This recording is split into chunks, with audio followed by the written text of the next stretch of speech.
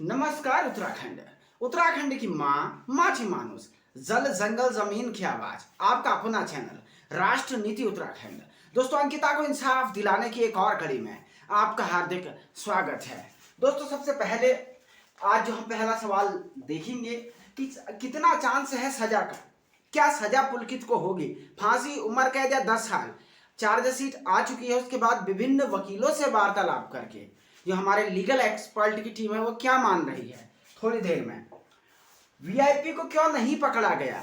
क्या वीआईपी के नहीं पकड़े जाने से इस केस का एक बहुत बड़ा हिस्सा जो चर्चा में आना चाहिए था वो क्या चर्चा से दूर रह गया है? सवाल नंबर 2।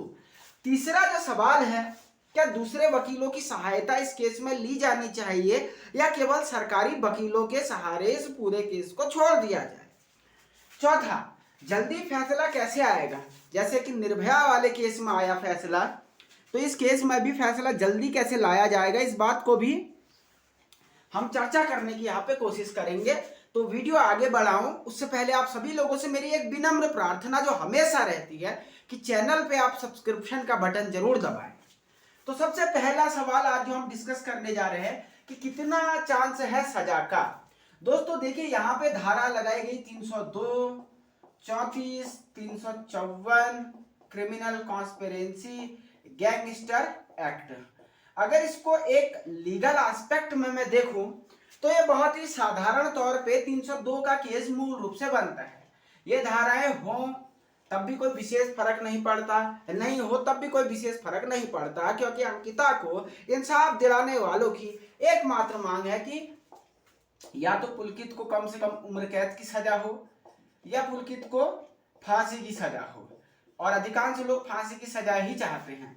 इन दोनों में से एक सजा 302 में हो सकती है। ये सपोर्टिव धाराएं हैं। अब कितना चांस सजा तक है इस मामले पे हमने तमाम लीगल एस्पेक्ट से बात की, कई सारे लॉ के सीनियर जो प्रोफेसर हैं उनसे बात की, तो उनका कहना है कि अगर अंकिता का केस बहुत अच्छे वकील द्वारा नहीं लड़ा गया तो ये केस 302 से भी बरी होने का हो सकता है। इसे गैर इरादतन हत्या में कोई खतरनाक सा वकील जो है तब्दील कराने में कामयाब हो सकेगा। ये मैं नहीं कह रहा, बहुत सारे लीगल जो विद्वान हैं उनका कहना है कि अगर ये केस कोई बहुत खतरनाक टाइप के वकील ने लड़ा जो आसानी से क्रिमिनोलॉजी को समझता है तो इस केस में गड़बड़ हो सकती है। तो इसीलिए हम एक सलाह ये भी दे रहे हैं कि क्या दूसरे वकीलों की सहायता इस केस में ले ली जानी चाहिए। इन द सेंस क्या, बात जरा गौर से समझिए। बात ऐसी है कि निर्भया का मर्डर केस हुआ था, रेप एंड मर्डर केस, उसमें सरकारी वकील के अलावा प्राइवेट वकील भी कई सारे एड ऑन थे, और अंकिता के केस में भी कई सारे वकील ये बहुत बार कह चुके हैं कि हाँ हम लड़ेंगे इस केस को, ये वो लोग कह चुके हैं।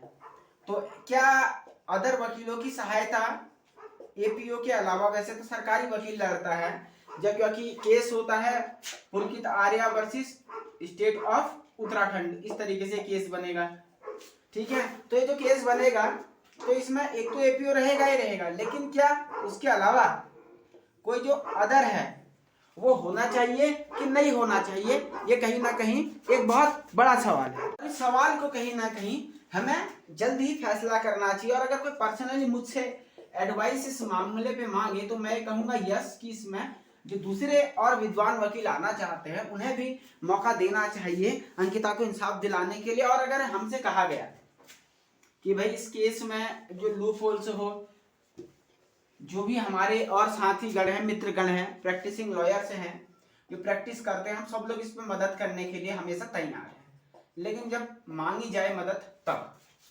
दूसरा, इसके बाद वीआईपी को नहीं पकड़ा जाना, क्या इस केस का एक सबसे बड़ा लूप होल साबित हो जाएगा? क्या ये सबसे बड़ा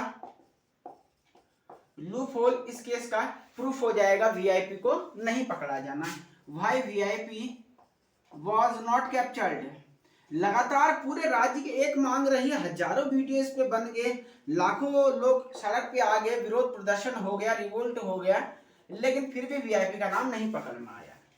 एक काम किया गया था क्या कि भाई वीआईपी के लिए नार्को की बात की गई थी, पहले कुछ अपराधी हाँ बोल रहे थे, बाद में वो लोग बेचारे भी वीआईपी के रूप में पलट गए। तो अब क्या होगा, कैसे वीआईपी? देखिए वीआईपी इस केस की वो कड़ी है जिसे पकड़ा जाना मैं समझता हूं सबसे अगर जरूरी किसी का पकड़ा जाना है तो वीआईपी है इस केस को डिकोड करने के लिए। If we have to decode this case, तो हमें वीआईपी को पकड़ना ही पड़ेगा। ये बात अपने आप में बहुत ही सोचनीय है, दर्शनीय है। आगे बढ़ते हैं। अगला और आखिरी सवाल कि इस केस में फैसला जल्दी ASAP as soon as possible कैसे कराया जाए। देखिए ये सबसे बड़ी बात कोर्ट में पैरवी पे डिपेंड करती है, और दूसरा सोसाइटी का जो दबाव रहेगा। निर्भया केस में मीडिया प्लस सोसाइटी का दबाव था, प्लस सरकार ने पैरवी बहुत अच्छी की, एडवोकेसी अच्छी की, तो तब जाके रिजल्ट 7 साल में निकला। जिस तरीके से अभी अब ये केस बिल्कुल ढीला पड़ चुका है, सोशल मीडिया पे भी अब इन वीडियोस को कोई देख नहीं रहा है, टीआरपी एकदम डाउन है, तो कहीं ना कहीं ये कल की डेट में लोगों के लिए समस्या का सबब बन सकता है। खैर, आप लोग इस मुद्दे पे क्या सोचते हैं, अपनी बेबाक राय जरूर बताएं, क्योंकि आपके कमेंट का हमें हमेशा इंतजार रहता है।